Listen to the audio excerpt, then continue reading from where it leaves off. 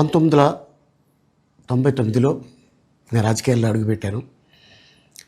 మా పెద్దాయన doctor D Ramanaidu గారి కోసం.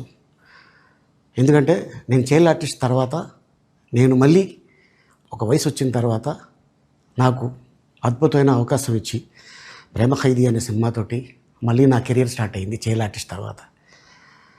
అలాగే వారు బాపట్ల నుంచి ఇలాగ నేను ఎంపీగా నుంచుంటున్నాను రా, నువ్వు రావాలి, నా క్యాన్వాస్ చేయాలి అనగానే తప్పకుండా గురుగారు, ఎందుకంటే మీ సినిమా తర్వాత నేను మళ్ళీ ఒక ఆర్టిస్ట్గా నేను ఎదిగాను, సో డెఫినెట్గా నేను వస్తాను అని చెప్పి వెళ్ళటం జరిగింది.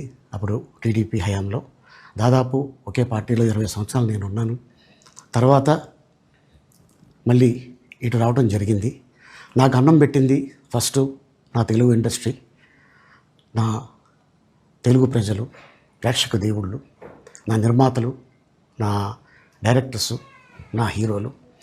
ఈ రోజున ఈ రేంజ్లో నేను ఎదిగాను. 45 సంవత్సరాలు ఇండస్ట్రీలో ఉన్నాను. దాదాపు 1200 సినిమాలు పైచిలకు యాక్ట్ చేయడం జరిగింది. 6 భాషల్లో యాక్ట్ చేయడం జరిగింది. ఓకే, నేను దయాగుణం ఉంది, భగవంతుడు ఇచ్చాడు కాబట్టి నాకు రాజకీయం తోడైతే కొద్దిగా 10 మందికి నేను సహాయపడగలను అనే ఉద్దేశంతో రాజకీయాల్లోకి వచ్చాను తప్ప రాజకీయాలు చేయాలని రాజకీయాల్లోకి రాలేదు. ఇండస్ట్రీ నాకు ఇంత మంచి లైఫ్ ఇచ్చింది, నేనేం చేస్తే బాగుంటుంది అని నలుగురిని చూసి నేను ఒక ట్రస్ట్ పెట్టుకున్నాను మా నాన్నగారి పేరున. దాదాపు 16 సంవత్సరాలు అవుతుంది నేను ట్రస్ట్ పెట్టుకొని. ఏ రోజు కూడా, ఈవెన్ దో కోవిడ్లో కూడా ప్రతి నెల వాళ్ళకి 1000 రూపాయలు నేను సాయం చేసేవాడిని. కోవిడ్లో కూడా ఆపకుండా అలా కంటిన్యూగా సాయం చేస్తూనే ఉన్నాను.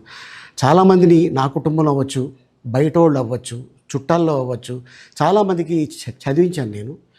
అండ్ అలాగే మా తల్లిదండ్రులు నాకు ఇచ్చిన ఒక గుణం అది అందరితో పంచుకోవాలని చెప్పి ఉద్దేశంతో నేను ట్రస్ట్ కూడా పెట్టుకున్నాను. నా ఇన్కంలో దాదాపు 20% నేను ట్రస్ట్కి ఇవ్వటం జరుగుతుంది. గతంలో కూడా చెప్పా, ఫారిన్ కంట్రీస్లో ఏదైనా ఈవెంట్స్ చేస్తే దాంట్లో నుంచి 60% ట్రస్ట్కి వెళ్ళి 40% నేను తీసుకునేవాడిని.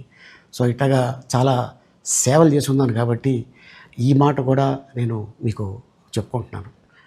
అండ్ అలాగే నేను వ్యక్తిగతంగా ఎవరి మీద ఏ పార్టీలో ఉన్నా కూడా నేను నా పార్టీ గురించి నేను పొగుడుతాను, అక్కడ ఉన్న వ్యక్తి ఎమ్మెల్యే క్యాండిడేట్ గురించి నేను పొగుడుతాను, నా నాయకుడిని నేను పొగుడుతాను తప్ప ఎప్పుడు ఎవరిని కూడా ఒక మాట అంటాం కానీ వాళ్ళ లైఫ్ గురించి కానీ వాళ్ళ పర్సనల్ లైఫ్ గురించి కానీ ఎప్పుడు కూడా ఏ వేదిక మీద కూడా మీరు వెతికినా కూడా దొరకదు. అండ్ అలాగే సో నేను ఈ రోజున మీ ముందుకి రావడానికి కారణం ఏంటంటే, నేను ఏ పార్టీ మనిషిని కాదు, ఏ పార్టీ సపోర్టర్ని కాదు, ఐఎమ్ జస్ట్ కామన్ మ్యాన్గానే ఉండి ఇక నా సినిమాలు, నా షూటింగ్లు నేను చేసుకుందాం అని చెప్పేసి అనుకుంటున్నాను. That's it. ఈ మాట చెప్పడానికే నేను మీ ముందుకు వచ్చాను.